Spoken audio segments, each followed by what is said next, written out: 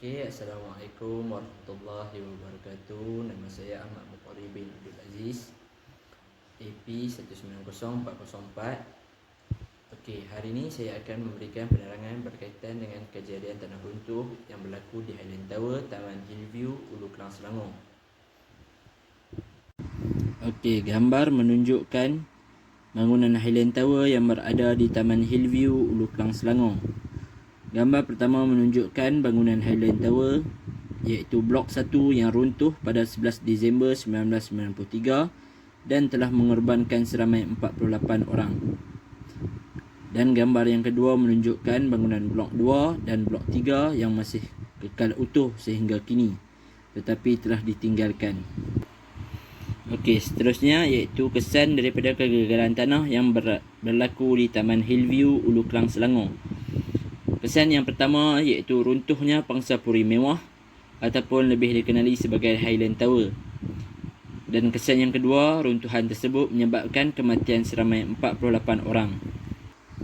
Okey, seterusnya ialah punca berlakunya runtuhan di Highland Tower. Punca yang pertama iaitu musim terkujuh dan punca yang kedua iaitu pembinaan rumah di sekitar kawasan berhampiran Highland Tower.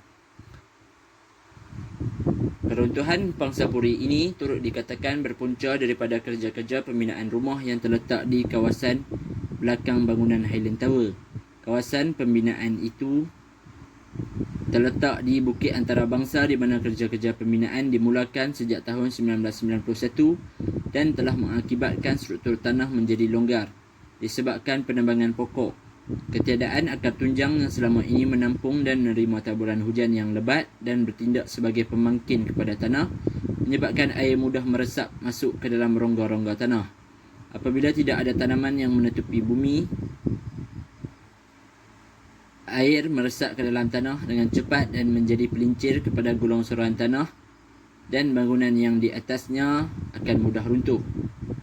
Punca terbesar kejadian ini berlaku juga ialah disebabkan musim tengkujuh yang menyebabkan hujan turun selama 10 hari berturut-turut ketika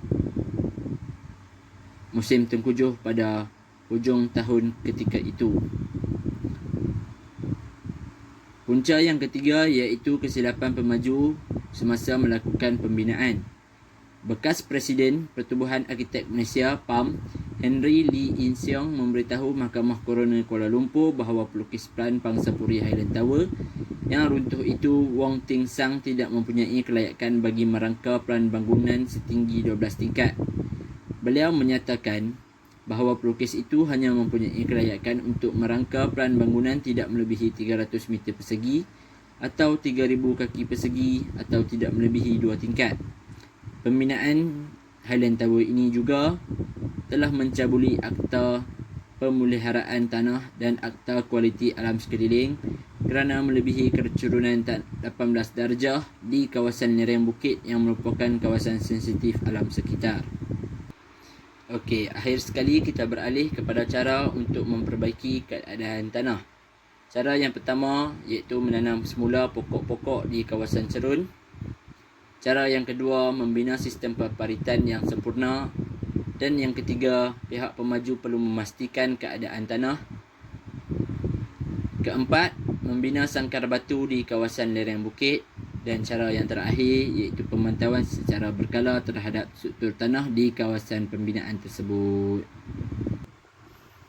Okey, akhir sekali sekian, terima kasih diucapkan daripada saya Ahmad Bukhari bin Abdul Aziz, AP 190404.